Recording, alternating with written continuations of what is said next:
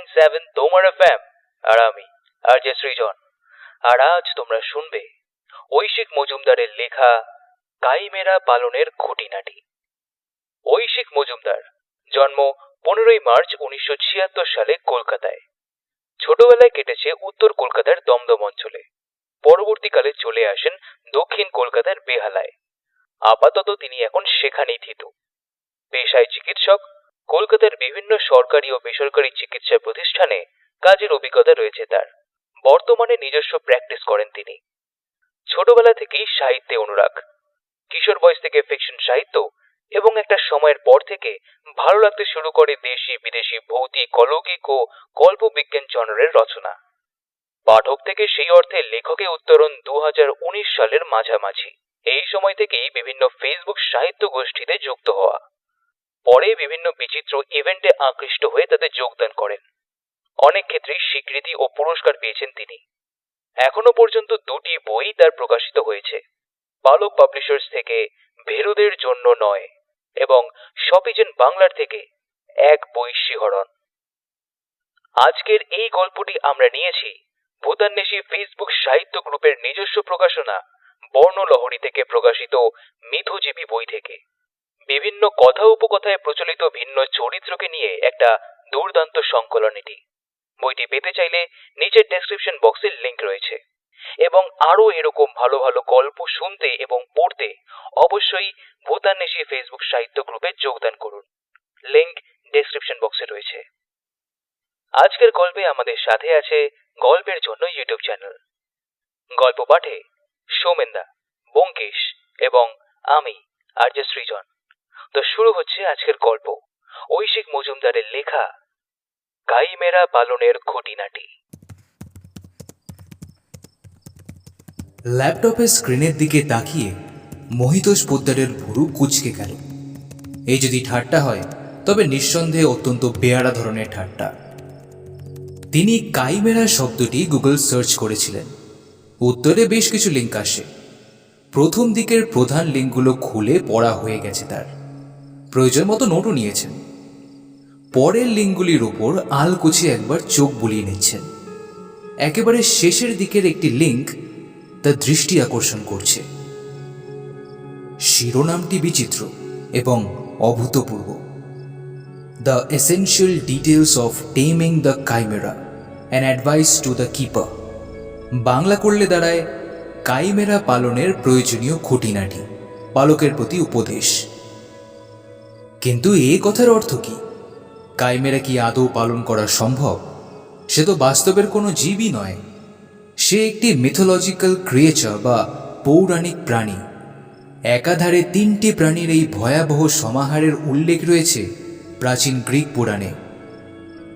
বস্তুতপক্ষে পৌরাণিক প্রাণীকে কেন্দ্র করে আতঙ্কের গল্প লেখার তাগিদেই মহিতোষের এই অন্তর্জাল অন্বেষণ। কিন্তু সেই কাইমেরা পালন পোষণ পদ্ধতির বিস্তারিত বিবরণ ঠাট্টা ছাড়া আর কি হতে পারে? এখানে মহিতোষ পোদ্দারের পরিচয়টা জানিয়ে রাখা দরকার। তিনি একজন শখের সাহিত্যিক। বর্তমান অলৌকিক সাহিত্যের জগতে সুপরিচিত নাম। মধ্য 40, অকৃতদার, পারিবারিক ব্যবসার অংশীদার। সুতরাং অর্থ অথবা সাহিত্য চর্চার জন্য প্রয়োজনীয় সময় কোনোটারই অভাব নেই। এতদিন ভালোই চলছিল। গোল বাঁধালেন কল্পলোক পত্রিকার সম্পাদক। মহিতোষকে তিনি ধরে বসলেন, শারদীয়া সংখ্যার জন্য অন্যরকম গল্প চাই। কেন্দ্রীয় চরিত্র হবে কোনো ভয়ঙ্কর পৌরাণিক প্রাণী। মহিতোষ সমস্যায় পড়লেন। অলৌকিক গল্প লিখলেও কোনো দেশের পুরাণ বা মিথোলজি নিয়ে তার সেই অর্থে গভীর জ্ঞান নেই। কিন্তু কল্পলোক নামই পত্রিকা, তার সম্পাদকের অনুরোধ ঠেলা যায় না। অগত্যা তিনি ঠিক করলেন নেট থেকে যথাসাধ্য জ্ঞান আরোহণ করে সেই পুঁজি নিয়ে তিনি লেখার চেষ্টা করবেন। বেশ কিছু পৌরাণিক প্রাণীর ইতিবৃত্ত ঘটার পর গ্রিক পুরাণে বর্ণিত ভয়ঙ্কর প্রাণী কাইমেরা তার মনোপুত হল। নৈশভোজের পর রাজারহাটের নিজস্ব ফার্ম হাউসে বসে এই মুহূর্তে তিনি সেই কাইমেরা নিয়েই নেট সার্চ করছিলেন। এই ফার্ম হাউসের গোড়াপত্তনও শখের বসে, বছর 3 আগে। মাঝবয়সী বিশ্বস্ত কেয়ারটেকার শম্ভুনাথ তার দেখভাল করে। পোল্ট্রি এবং ফলের বাগান আছে এই ফার্ম হাউসে। তার পরিচর্যার জন্য দিনের বেলা কয়েকজন লোক আসে। রাতের বেলা শম্ভুনাথ একতলা বাড়ির কোণের একটা ঘরে একাই থাকেন। এখানকার উৎপাদন অর্থাৎ মুরগি, ডিম, ফলমূল ইত্যাদির নিয়মিত ক্রেতা আছে। তাতে ফার্ম হাউসের খরচ অনেকটাই উঠে আসে। নিরিবিলিতে বসে কিছু লিখতে হলে মোহিত সপ্তাহখানেকের জন্য এখানে চলে আসেন। এবারেও এসছেন। এখানকার নির্জন পরিবেশ লেখার পক্ষে আদর্শ। মনোসংযোগ ব্যাঘাত ঘটার কোনো সম্ভাবনাই নেই। কাইমেরা প্রতিপালনের নির্দেশিকা সম্বলিত লিঙ্কটির দিকে তিনি আরও কিছুক্ষণ বিস্মিত দৃষ্টিতে তাকিয়ে রইলেন। এর উৎস সন্ধান করতে গিয়ে চোখে পড়ল mythicalbeastinreality.net বলে একটি ওয়েবসাইটের নাম। সেটিও সম্পূর্ণ অপরিচিত। লিঙ্কটিকে উপেক্ষা করে তিনি সার্চ রেজাল্টের পরবর্তী অংশে গেলেন, কিন্তু একটু বাদেই বুঝতে পারলেন ওই উদ্ভট শিরোনাম তাকে অদ্ভুতভাবে আকর্ষণ করছে। একটু ইতস্তত করে তিনি আগের জায়গায় ফিরে এলেন। তারপর নিছক কৌতূহলের বশেই সেই লিঙ্কটি ক্লিক করলেন। পত্রপাঠ একটি পেজ খুলে গেল। তার মাঝ বরাবর পুরনো দিনের বাহারি ইংরেজি হরফে মাত্র কয়েকটি লাইন লেখা, যেটা বাংলা করলে দাঁড়ায়, বিধি সম্মতি সতর্কীকরণ। পালককে সর্বদা লৌহ নির্মিত বর্ম পরে থাকতে হবে। পড়তে হবে উপযুক্ত মুখাবরণযুক্ত শিরস্ত্রাণ। বেশ কিছুক্ষণ এই সাবধানবাণীর দিকে হাঁ করে তাকিয়ে থাকার পর মহিতোষের মুখে শ্লেষের হাসি ফুটল। যে বা যারা এই রসিকতা করে থাকুক না কেন, বিষয়টিকে বাস্তবায়ন করতে তাদের চেষ্টার কোনো ত্রুটি নেই। কাইমেরার মতন ভয়ঙ্কর এবং হিংস্র প্রাণীর কাছাকাছি যেতে হলে বর্ম তো পড়তেই হবে। বিস্ময়ের আরও বাকি ছিল। পাতার নিচের দিকে ছোট বাক্সে লেখা নেক্সট। ক্লিক করতেই পরবর্তী পাতা খুলল। এটি একটি ইন্ডেক্স অর্থাৎ সূচিপত্র। এই পাতার প্রত্যেকটি কথা আজগুবি, কিন্তু সেগুলো একটি সুনির্দিষ্ট ক্রনিক বিন্যাসে সাজানো হয়েছে, সম্ভবত বিশ্বাসযোগ্য করে তোলার প্রয়াসী। বিষয়সূচির বঙ্গানুবাদ করলে দাঁড়ায় এই রকম: 1. কাইমেরা, কে অথবা কি। 2. একটি সংক্ষিপ্ত ইতিহাস। 3.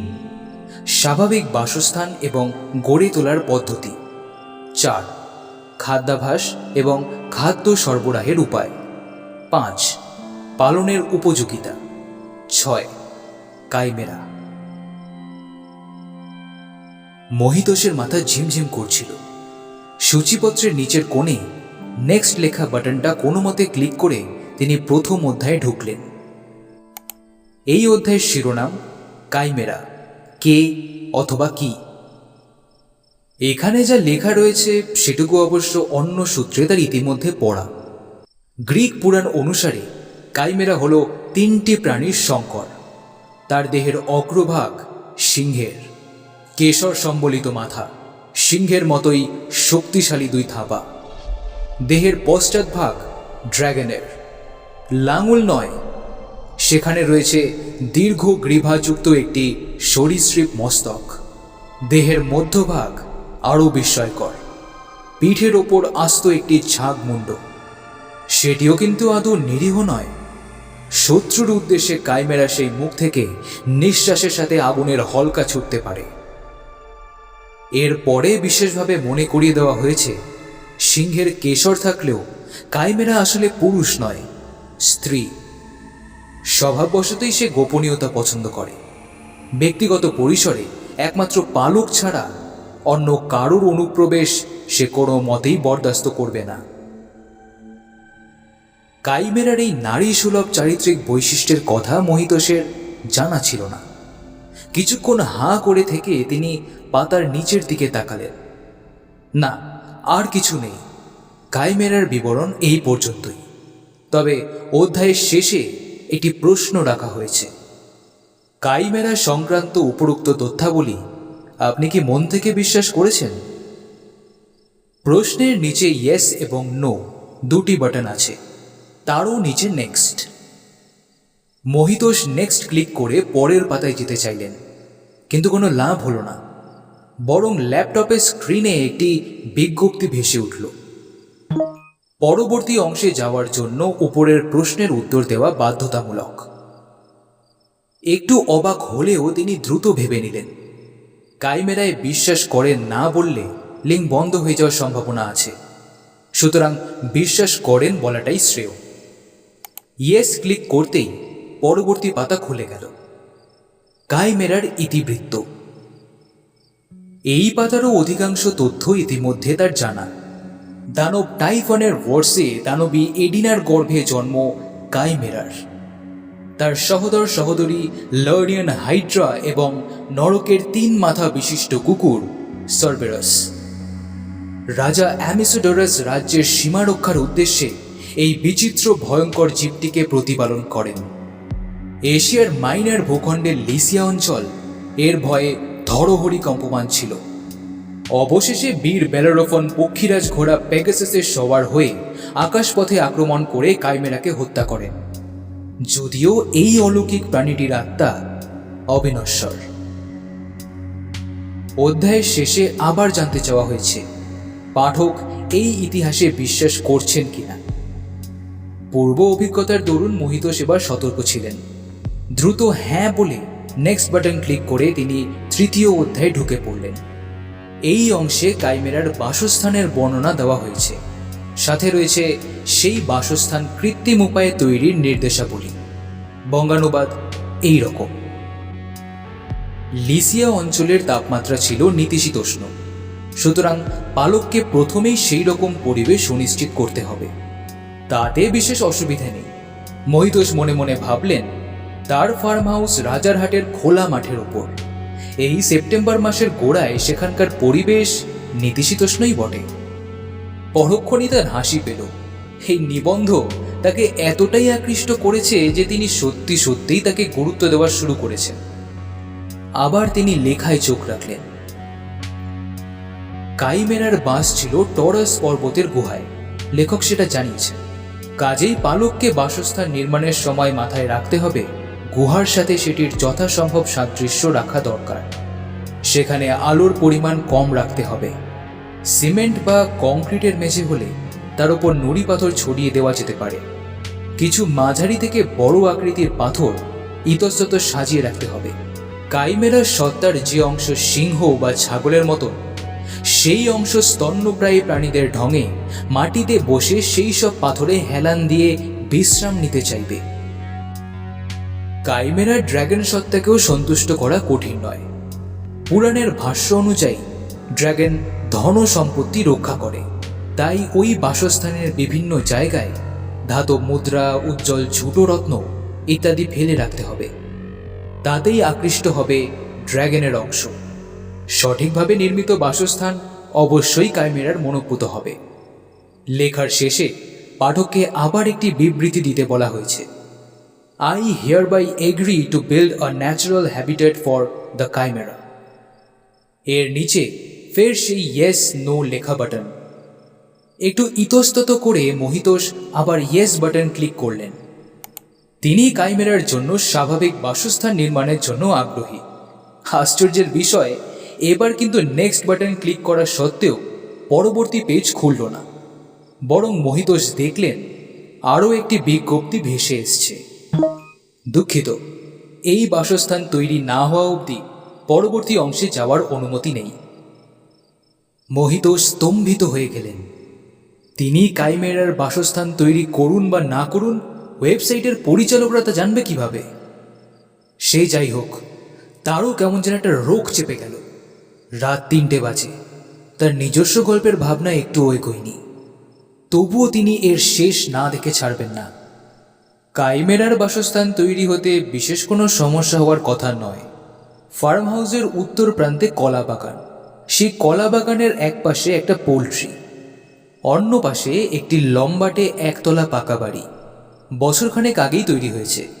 উদ্দেশ্য ছিল ডেয়ারি চালু করা। বর্তমান কোভিড অতিমারির প্রতিকূল পরিস্থিতিতে তা সম্ভব হয়ে ওঠেনি। সেই ঘরটিকে একটু পাল্টে নিলেই। ভাবতে ভাবতে ল্যাপটপ বন্ধ করে মোহিতোষ শুয়ে পড়লেন।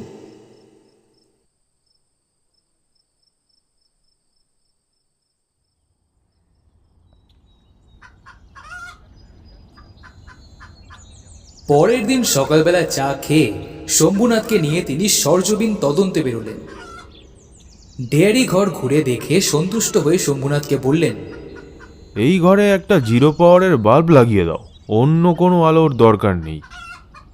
আর একটু ইতস্তত করে তিনি যোগ করলেন, এই তোমার কোনো বিল্ডারের সাথে চেনা জানা আছে? ভাবছিলাম এই ঘরের মেঝেটা পাথর আর নুড়ি দিয়ে সাজাবো। পাথর আর নুড়ি? শম্ভুনাথের গলায় অকৃত্রিম বিস্ময়। ক্যাকটাস হাউস বানাবো। মহিতোষ অম্লান বদনে মিথ্যে কথা বললেন। বড়লোক মালিকের নতুন খেয়াল ভেবে শম্ভুনাথ বিরক্তি করল না। কিছুক্ষণের মধ্যেই সে স্থানীয় এক বিল্ডারের ফোন নাম্বার জোগাড় করে আনল। দুপুরবেলা বিল্ডারের লোকজন ফরমাস মতো পাথর আর নুড়ি নিয়ে ফার্ম হাউসে এলো। খুচরো কয়েন তো ছিলই। রাজারহাটের মলে মহিতোষ নিজে গিয়ে বাচ্চাদের হ্যান্ডিক্রাফটে ব্যবহৃত প্লাস্টিকের ঝুটো মণিমুক্ত কিনে আনলেন। বিকেলের মধ্যেই কাইমেরার আস্তানা নির্দেশিকা অনুসারে সাজানো হয়ে গেল। লোকজন কাজ সেরে চলে যাওয়ার পর মহিতোষ বেকুবের মতন সেদিকে তাকিয়ে বসে রইলেন। এতক্ষণে তার সঙ্গীত ফিরেছে। কি আশ্চর্য! নেটের একটা অদ্ভুত নির্দেশিকা, হয়তো প্র্যাকটিক্যাল কোনো জোক মাত্র, তার জন্য তিনি এতটা সময় এবং পরিশ্রম অপব্যয় করলেন। এদিকে তার নিজের গল্পের প্লট এখনো ঠিক করে উঠতে পারেননি। এতদূর মতিচ্ছন্নতার কি করে হলো? আসলে ওই আখ্যানের সুচতুর ভাষ্যে বিভ্রান্ত হয়ে তিনি সন্ধ্যা নাগাদ তিনি উঠে পড়লেন। কাইমেরার দেখা নেই, দেখা পাওয়ার সম্ভাবনাও ছিল না। নিজের প্রতি বিরক্তিতেই শূন্য ডেয়ারি ঘরের দরজা সশব্দে বন্ধ করে তিনি ফার্ম হাউসে ফিরে এলেন।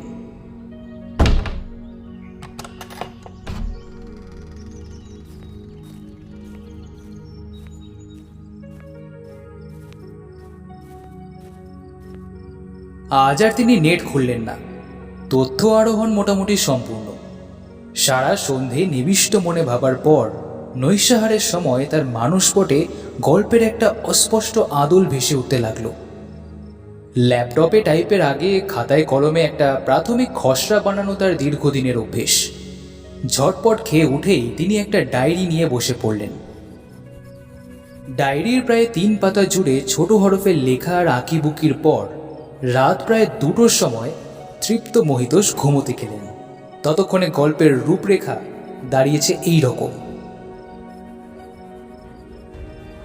প্রাচীনকালে এশিয়ার মাইনর এখন টার্কি বা তুরস্কের আনাতোলিয়া অঞ্চল। অ্যাডভেঞ্চার প্রিয় বাঙালি তরুণ শুভ্র ছুটিতে আনাতোলিয়ার ডেমিরকাচিক পর্বত আরোহণে গিয়ে একটা গুহা খুঁজে পান। সেখানে ছিল একটা অদ্ভুত ধাতব মূর্তি, যার অগ্রভাগ সিংহের, পশ্চাৎভাগ ড্রাগনের, মধ্যভাগে একটি ছাগ মুন্ড।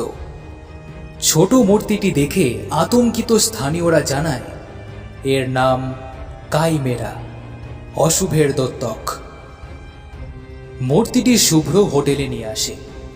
মূর্তির বেদিতে খোদাই করা কিছু অচেনা অক্ষর দেখে কৌতূহলবশত ছবি তুলে সেটা হোয়াটসঅ্যাপে পাঠায় তার কলকাতার এক বহুভাষাবিদ মামাকে। মামা জানান ওটি প্রাচীন গ্রিক ভাষায় লেখা মন্ত্র। সম্ভাব্য অর্থ এবং আনুমানিক উচ্চারণ তিনি ইংরেজিতে লিখে পাঠিয়ে দেন। গভীর রাতে মূর্তির সামনে বসে সেই মন্ত্র পাঠ করে শুভ্র। তারপর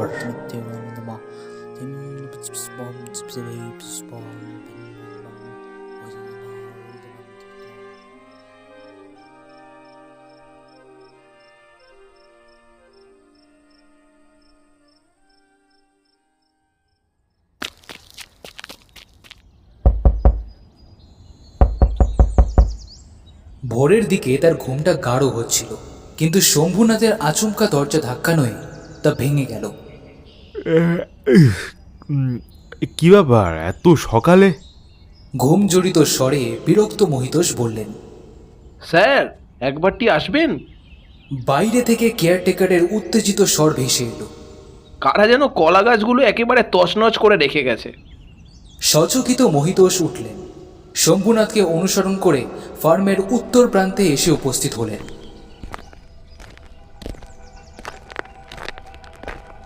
ডেয়ারি ঘরের পাশের কলা বাগানের অবস্থা সত্যিই শোচনীয়। নরম কাণ্ড মাঝখান থেকে ভেঙে প্রায় প্রতিটা গাছই ধূলিসাৎ, যেন একটা ঘূর্ণিঝড় বয়ে গেছে। না, ঝড় নয়। আর একটু কাছে যেতেই তার ভুল ভাঙল। ঝড় কি অপক্ক কলার কাঁদিগুলো এইরকম ভুবুক্ষুরের মতন ছিঁড়ে খেতে পারে? মাটিতে ছড়িয়ে রাখতে পারে অর্ধভুক্ত কলা? এ নির্ঘাত হনুমানের কীর্তি স্যার। কদিন ধরেই একদল হনুমান তল্লাটে হানা দিচ্ছে। সেটাই স্বাভাবিক ব্যাখ্যা, কারণ কলা বাগানের কিছুটা দূরেই পোল্ট্রি। মুরগিদের সেই আস্তানায় কোনো ক্ষতি হয়নি। যারা বাগানে ধ্বংসলীলা চালিয়েছে তারা এদিকটায় হামলা করেনি, অতএব হনুমানই হবে। এরপর ফার্ম হাউসের কর্মচারীরা এসে বিধ্বস্ত বাগান নিয়ে ব্যস্ত হয়ে পড়ল। মহিতোষ চলে এলেন। আসার পথে তার চোখে পড়ল কাল বিকেলে তার বন্ধ করে যাওয়া ডেয়ারি ঘরের দরজাটা বেশ কিছুটা ফাঁকা। হনুমানরা কি দরজা ধরেও টানাটানি করেছে? একটু অবাক হয়েই তিনি আবার দরজাটা বন্ধ করে বাইরে থেকে ছিটকিনি লাগিয়ে এলেন।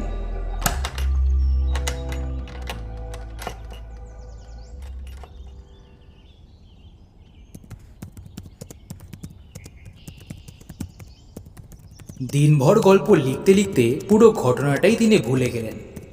স্নান খাওয়ার সময়টুকু ছাড়া তার আঙুল সারাক্ষণ ল্যাপটপের কিবোর্ডেই ব্যস্ত ছিল। নেট খোলা বা সেই কাইমেরার বৃত্তান্তের পরবর্তী অংশ দেখার ফুরসতও মেলেনি তার। আজকেও শুতে শুতে প্রায় 2টো বেজে গেছে। ততক্ষণে গল্পের নায়ক শুভ্র ডেমির কাজিক পর্বতে পৌঁছে গেছে।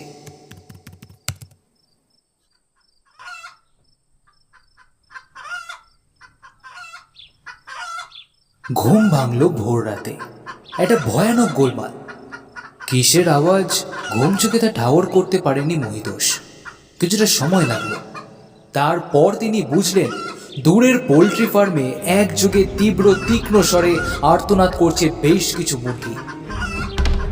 বাড়ির দরজা খোলার আওয়াজ পাওয়া গেল, অর্থাৎ শম্ভুনাথও শুনেছে। সে শব্দের কারণ এখন অনুসন্ধান করতে বেরোচ্ছে। তিনিও তড়িঘড়ি উঠে তার পিছু নিলেন।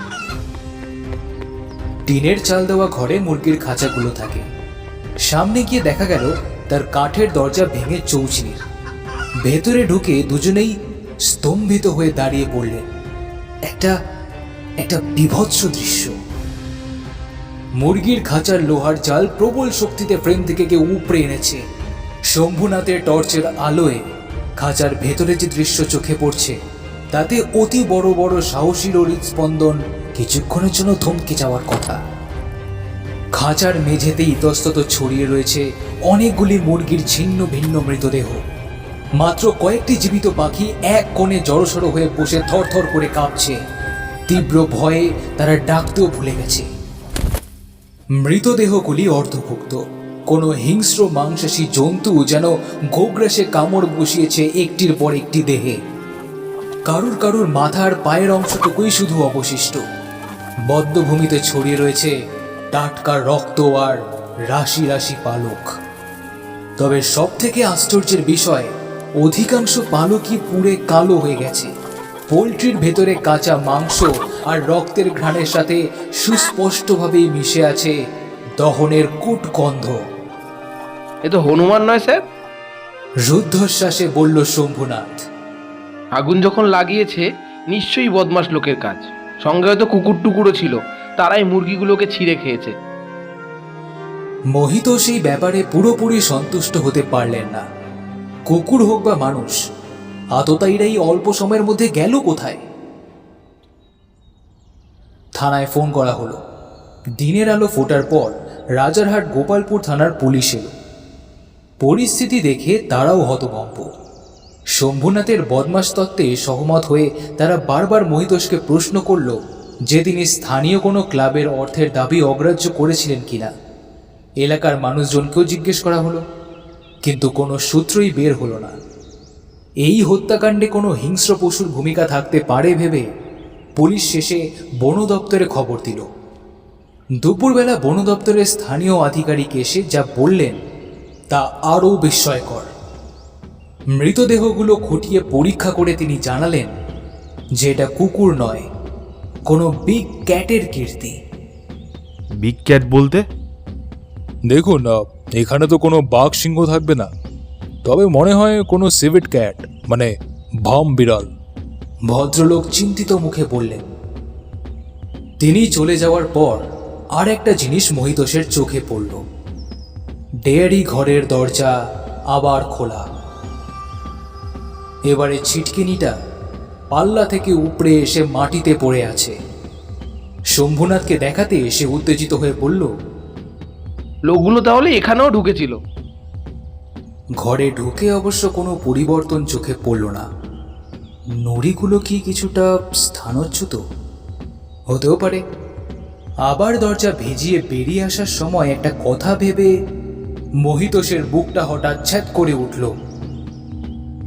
দরজার ছিটকিনিটা কি বাইরে থেকে ভাঙা হয়েছে, নাকি প্রচণ্ড শক্তিতে ঘরের ভেতর থেকেই দরজা ঠেলে খুলেছে কেউ? না না না, এটা হতে পারে না। ঘর শূন্য দেখেই দৌড়ে ছিটকিনি দিয়েছিলেন তিনি। কিন্তু কিন্তু এটা তাহলে কি করে হলো?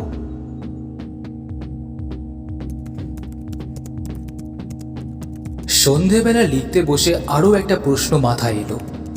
হনুমান কলা খেতে পারে, ভামবিড়াল মুরগিও খেতে পারে, কিন্তু দুটোই খেতে পারে এমনও কোনো প্রাণী আছে কি? এমন প্রাণী যে মানুষের মতোই আমিষাশী ও নিরামিষাশী? তার মন বলছিল তার পরিচিত কোনো একটা জায়গায় এই রহস্যের সমাধানের সূত্র লুকিয়ে আছে, কিন্তু কিছুতেই মনে করতে পারছিল না সেটা কোথায়। লেখায় মনোনিবেশ করতে না পেরে একসময় তিনি হতাশ হয়ে ছেড়ে দিলেন। ল্যাপটপ বন্ধ করতে যাবেন, হঠাৎ বিদ্যুৎ চমকের মতন মনে পড়ে গেল কাঙ্ক্ষিত সূত্র রয়েছে নেটের সেই নিবন্ধেই। মহিতোষ দ্রুত নেটে ঢুকতেই শেষবারে খোলা পাতাটা বেরিয়ে এলো, কাইমেরার বাসস্থান তৈরির নির্দেশিকা। আশ্চর্য, এখন নেক্সট বাটন ক্লিক করতেই বিনা বাধায় পরবর্তী পেজ খুলে গেল। এই তো কাইমেরার খাদ্যাভ্যাস এবং খাদ্য সরবরাহের উপায়। শিহরিত মহিতোষের রুদ্ধশ্বাস পড়তে লাগলো। 3টি প্রাণীর সমন্বয় হওয়ায় কাইমেরা সর্বভুক, ছাগমুণ্ড নিরামিষাশী, তার পছন্দ উদ্ভিজ আহার। সিংহ মস্তক এবং সরীসৃপ মাথা আমিষভোজী, তারা প্রাণী শিকারে পারঙ্গম, এবং ছাগমুণ্ড নিষ্কৃত আগুন সেই শিকারে সহায়তা করে। সুতরাং তার খাদ্য সরবরাহ আদৌ কঠিন নয়। বাসস্থানের কাছাকাছি উপযুক্ত পরিমাণে উদ্ভিদ ও প্রাণী থাকলেই যথেষ্ট। সামনে যা পাবে কাইমেরা নির্বিচারে তাই খাবে। মহিতোষ স্তব্ধ হয়ে বসে রইলেন। তার চিন্তা ভাবনা গুলিয়ে যাচ্ছে। তাহলে কি সত্যিই তার তৈরি বাসস্থান কাইমেরার মনোভূত হয়েছে? গত 2 রাত সে সেখানে এসে আশ্রয় নিয়েছে। ঘূর্ণিবৃত্তের তাগিদে প্রথম রাতে কলা বাগান ও দ্বিতীয় রাতে পোল্ট্রি ধ্বংস করেছে। না না না না না, এটা কোনোভাবেই সম্ভব নয়।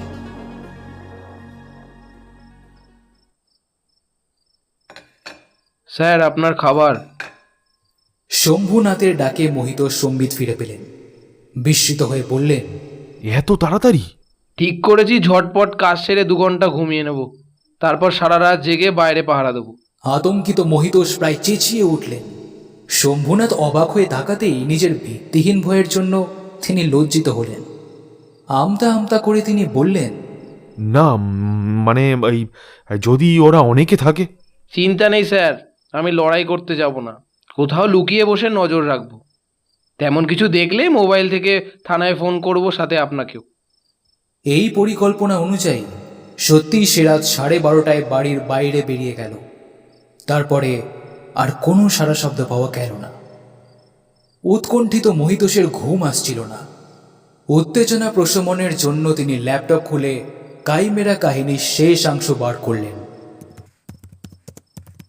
খাদ্যাভ্যাসের পাতার নিচে নেক্সট বাটন ক্লিক করতেই পরবর্তী পাতা খুলে গেল। শিরোনাম, কাইমেরা পালনের উপযোগিতা। কাইমেরা পালনের উপযোগিতা দ্বিবিধ। প্রথমত, নিরাপত্তারক্ষী হিসাবে সে অতুলনীয়। একমাত্র পালক ছাড়া অন্য সবাইকে সে শত্রু মনে করে এবং তাদের সংহারে দ্বিধা করে না। দ্বিতীয়ত, কাইমেরার সাথে সুন্দর সময় কাটানো সম্ভব। সে জানে কে তার পালক। পালকের প্রতি তার ব্যবহার সর্বদাই বাৎসল্যপূর্ণ। বিধিসম্মত সতর্কতা অবলম্বন করলে পালক কাইমেরার সাথে খেলাধুলো করতে পারেন।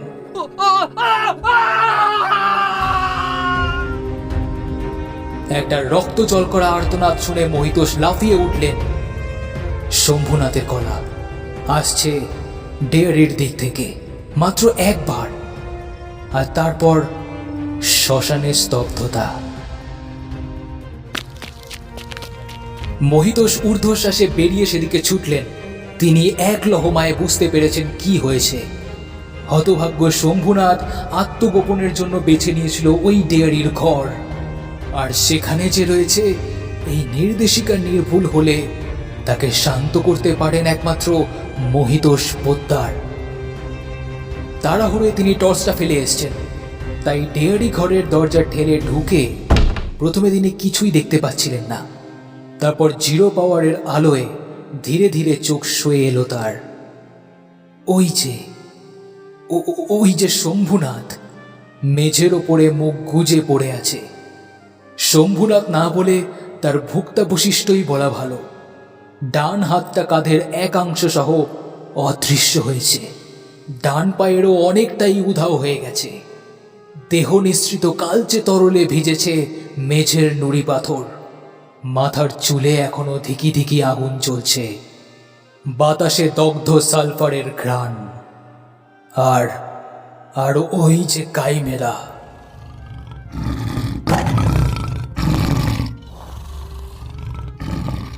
প্রায় এক মানুষ উঁচু প্রকাণ্ড দেহের তিনটি মাথা একযোগে মহিতোষের দিকে তাকিয়ে, কেশরে আবৃত সুবিশাল সিংহ মস্তকের দুটি চোখে জ্বলন্ত ক্রোধ। শৃঙ্গ বিশিষ্ট ছাগমুণ্ডের দৃষ্টিতে শীতল ক্রূরতা। আন্দোলিত লাঙুলের শেষ প্রান্তে সরীসৃপ মাথার ক্ষুদ্র দুটো চোখে তীব্র ঘৃণা।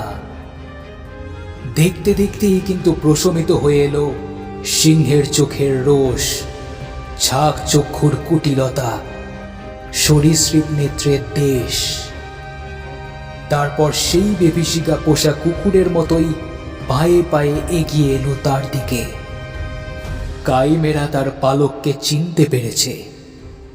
চরম আতঙ্কের মধ্যেও মহিতোষ তা উপলব্ধি করল, আর পরক্ষণেই তিনি নিজের ভুল বুঝতে পারলেন।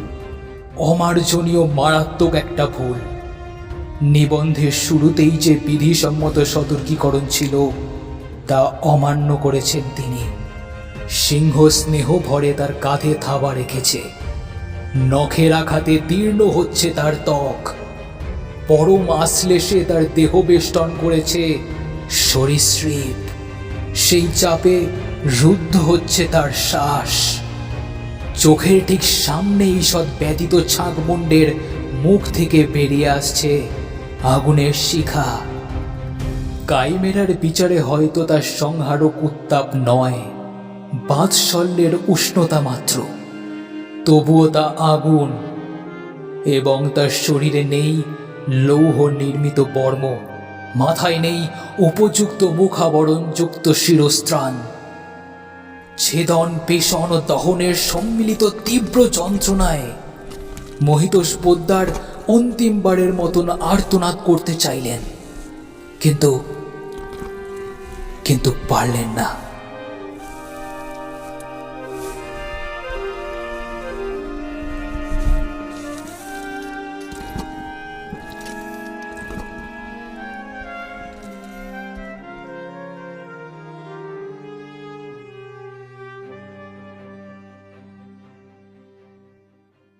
শুনছিলে ঐশিক মজুমদারের লেখা কাইমেরা পালনের খুঁটিনাটি।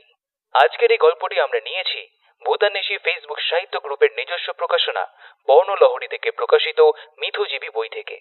বিভিন্ন কথা উপকথায় প্রচলিত ভিন্ন চরিত্র নিয়ে একটি দুর্দান্ত সংকলন। বইটি পেতে চাইলে নিচে ডেসক্রিপশন বক্সে লিংক রয়েছে, এবং এই রকম আরো ভালো ভালো গল্প পড়তে এবং শুনতে ভূতান্বেষী ফেসবুক সাহিত্য গ্রুপে যোগদান করুন। লিংক ডেসক্রিপশন বক্সে রয়েছে। গল্প পাঠে সৌমেনদা, ব্যোমকেশ, এবং আমি আর যে সৃজন। তো কেমন লাগলো আজকের গল্প কমেন্ট করতে পারেন, কিংবা আমাকে ফেসবুক বা ইনস্টাগ্রামেও জানাতে পারেন। আমার ফেসবুক আইডি এসডি সৃজন আর ইনস্টাগ্রাম হচ্ছে এসডি সৃজন 620। তো ভালো থেকো, ভালো রেখো, আর আমি আর যে সৃজন সাইনিং অফ।